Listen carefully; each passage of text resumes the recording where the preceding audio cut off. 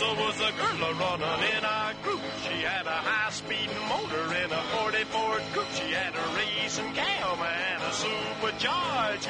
Look at Buddy, hot rod and large. She's a hot rod. She's a hot rod. Let's go to the car phone. I think we got a live one here. Hi, you're on with the car guy. Oh, hey, this is Ronnie the Wrench. Ronald the Wrench from California. San Diego? Well, that's my brother. How's things in San Diego?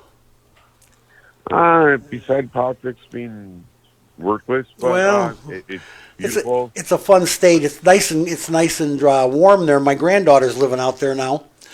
Probably not too far from you. She's a nurse. Yeah, she's a nurse out there. And then what part? She never told me. She don't want me to tell you, I think. Oh. How you doing, my brother? Don't tell Ronnie the Wrench, she said. She told me. She swore to me, don't tell Ronnie the Wrench. You know what? I'm worried about you getting an electric car. No, come on. How's Sandra doing? Real good. How's everybody? Real good. Good. What if you get an electric car and you go to plug it in and you put all the power out in Southern California? I know. You know what? Governor Gruesome or whatever his name is? Whatever his name is. Who wants to make what is it? He wants you all to buy you're all going to buy electric cars. That's all that's going to be available by 2035 or something like that. Yeah. You know what, though, George? The thing is so funny is the fact is we have power outages here. Oh, I know. Big ones. Summer months. Big ones, and you also have fires, big fires that put power outages on. You know what? You know something else too. You know what the funny thing is, I don't understand the big push of this. There's an angle, and they're trying to outlaw any new homes built with natural gas as their stoves or ovens, and it's all got to be electric. Really? Oh my goodness, yeah. California! But that would be the last state that would go all electric. I know, my brother. They got the worst power grid in the union. Yes, yeah, and it's disgusting. Yeah. Well, you know what, buddy? I love you, and you know what I'm going to do for you, pal? I'm going to send you a box of candles because you're going to need them. You're going to have a lot of power outages, buddy. Sure. No, you know what I haven't had in a long time was a big George the Carguy T-shirt. Oh, you know what? I might have to mail you one. You've earned one by calling today. I'll mail you one. Yeah, I'll call you on your phone. But with Ma cooking out there, what size are you now? About 4X. with Dorothy cooking, you got to be 4X by now. Yeah. Ma, George is talking about you. We're outside having a cigarette, you know. Yeah. My mom's, but definitely. No, my mom is a good cook. I know she is. That's why you're probably. I'll make yours a 4X. If not, I'll send you a 2X and a 4X, and you'll probably grow into the 4X. Easy. Hey, buddy. Hey, I missed you, my friend. I'm glad you called. I'm glad you called.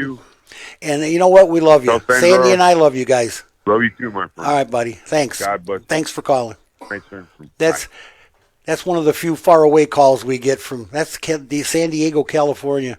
I wouldn't want to live out there for nothing. But he likes the weather. My granddaughter loves the weather out there. I don't know. Not me. Okay, this recall, the car seat. This is important. This is by a company, Columbus Trading Partners, CTP, and they're recalling this, but it goes by the name Cybex Sirona M Convertible Child Car Seat. And there are certain numbers you have to check. But I'm telling you, this is not good. I'll give you a phone number.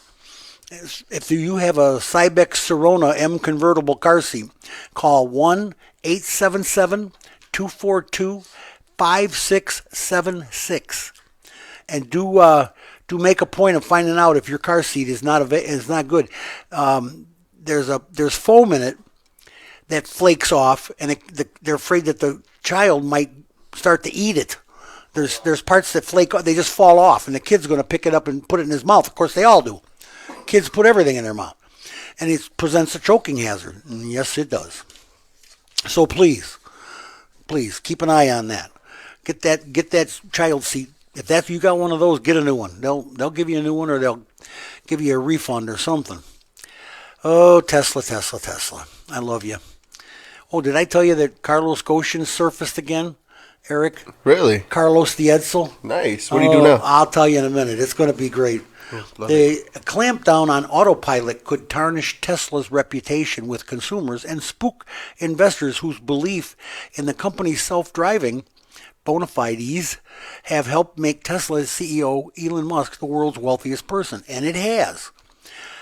Derek Monet and his wife Jenna were driving on Indiana Interstate in 2019 when their Tesla Model 3 sedan, operating on autopilot, crashed into a parked fire truck. Derek, then 25, sustained spine, neck, shoulder, rib, and leg fractures. Jeez. And Jenna, 23, sadly died at the hospital. The incident was one of a dozen in the last 4 years of which Tesla, using this driver assistance system, collided with first responder vehicles. They have like a magnet to them, raising questions about the safety of technology the world's most valuable car company considers one of its crown jewels. And it is not. Their autopilot is supposed to be turned off at this point. That was the whole idea. Turn off the autopilot until you get it right. And don't tell us you got it right, Elon, until the investigators in the country, the NHTSA, tells you got it right. If they tell you got it right, you got it right. All right. Here you go, Eric. France has issued an arrest warrant for Carlos the Edsel. French prosecutors issued an international arrest warrants for former Nissan Motor Company and Renault CEO Carlos Ghosn, as well as 4 individuals they say are linked to an auto dealer in Oman. That's an emirate in the Gulf, alleging the group helped Ghosn steer millions of euros from Renault SA. The Wall Street Journal reported this late on Thursday. That's why we got it. The paper, citing people familiar with the matter, said a magistrate issued 5 international arrest warrants for Ghosn and the owners of or former directors of Suhail Bawan Automobiles, a vehicle distributor in Oman. Prosecutors in Nanterre, a Paris suburb, allege Ghosn directed millions of dollars of Renault funds through the Omani car distributorship for his personal use, including the purchase of a 120-foot yacht. Oh, Edsel. What a web we weave, you know? The yacht, huh? This guy, he's... and I was so cool. I thought it was so cool how he escaped and did his James Bond and all this. But guess what? Carlos, the Edsel, is kind of a jerk. And he really stole a lot of money. He did. From 3-4 car companies. It's Renault, Nissan, Peugeot, and something else. He had 4 companies that he was representing, at least 3 I know. And he made a mess of it. And he stole the money. And when he escaped, he escaped in a box. He got shipped. He got shipped to what the heck? He went to some country. I don't know. Didn't he go to Brazil? Or yeah, no. From Brazil? Lebanon. Went to Lebanon. He got shipped to Lebanon from. He rode in a box from Lebanon from Japan, Tokyo to Lebanon. Like I mean, I don't know if I could ride in a box for that long, but I don't know. What is that? A 4-hour flight, maybe? I don't know, but he definitely got out of town. That's called getting out of town, Eric. He went from hero to villain real quick. Oh, baby, and he is a villain. Now these French have said, listen, this guy, he siphoned off money, big money, with another Arab emirate. Oh, well, Carlos, they're going to get you.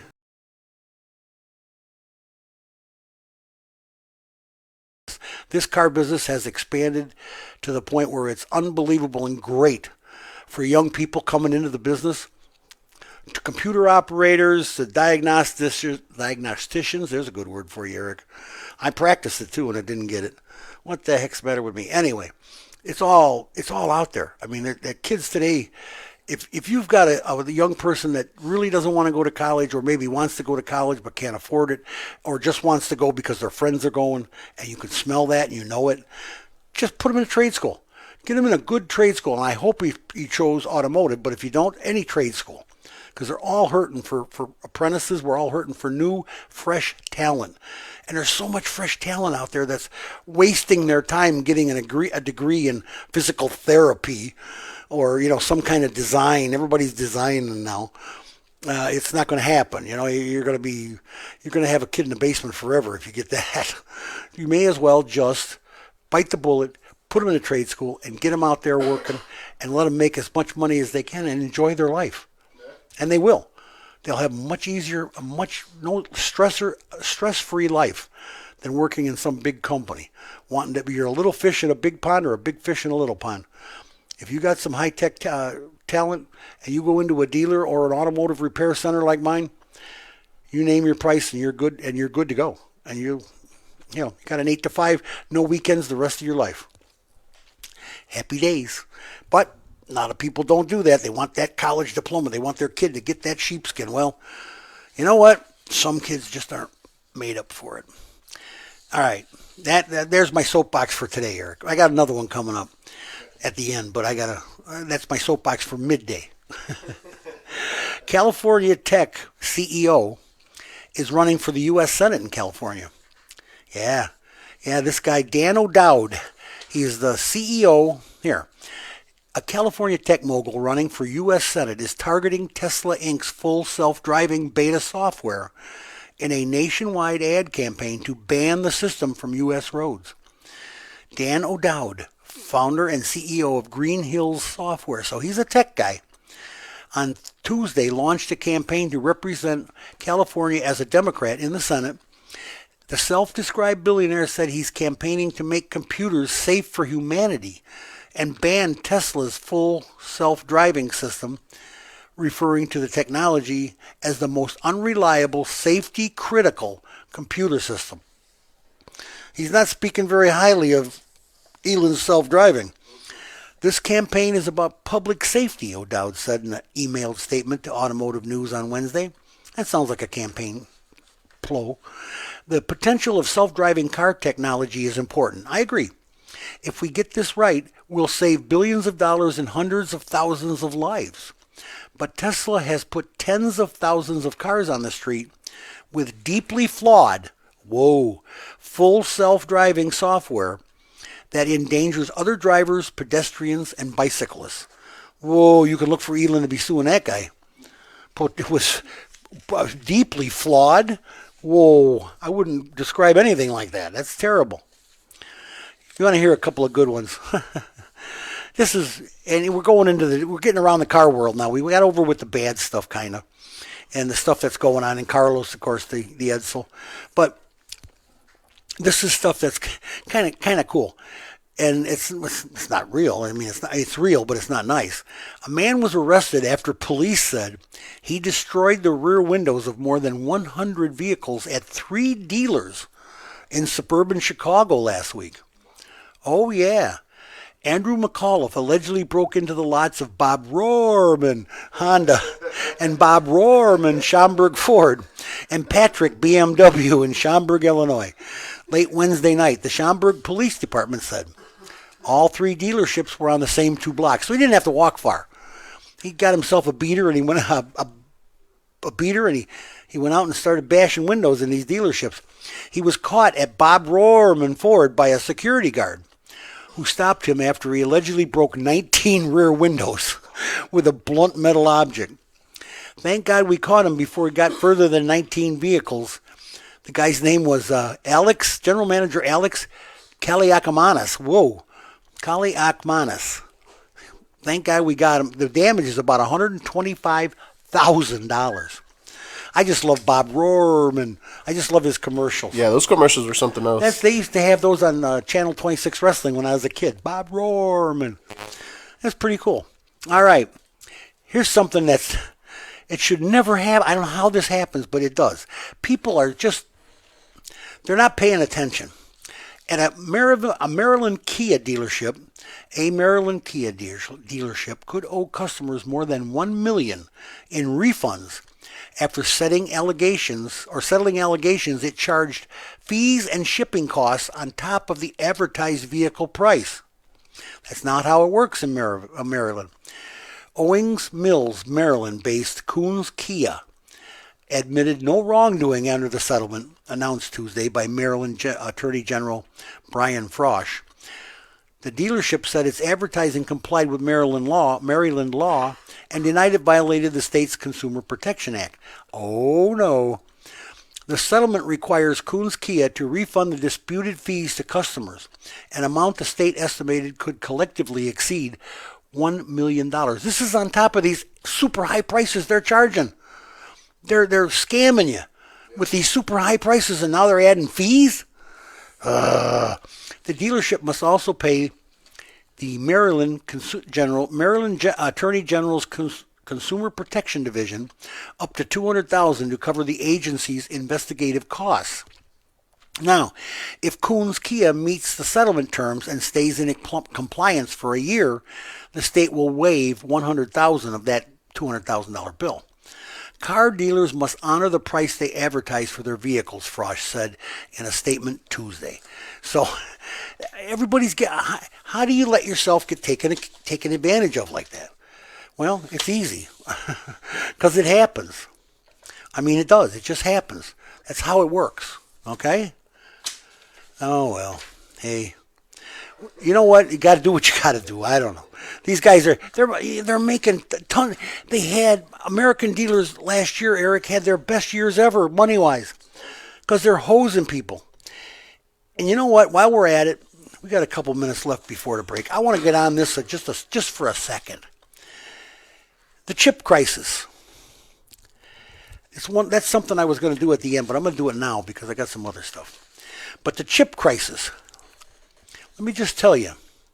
The latest numbers on the chip crisis, Europe is getting hammered. Yes, they are. Another 98,900 vehicles have been cut from factory schedules, most of them in Europe. Hello? What am I getting to? You know what I'm getting to. European assembly plants were hammered by the ongoing microchip shortage last week, even as the rest of the world got a reprieve. Hello? According to the latest estimate by Auto Forecast Solutions, assembly plants elsewhere in the world saw relatively little chip-related disruption. However, only 13,000 more vehicles were axed at North American factories, while no additional cuts were reported in Asia, South America, and Middle East or Africa. Do you think, for 1 minute, they are not cheating you?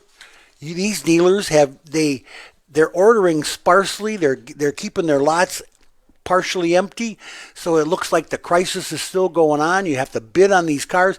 They're getting 10 grand over sticker for pickup trucks, and it's bull roar. You're being hosed again. You're being hosed again by this man-made crap we've been going through for how long?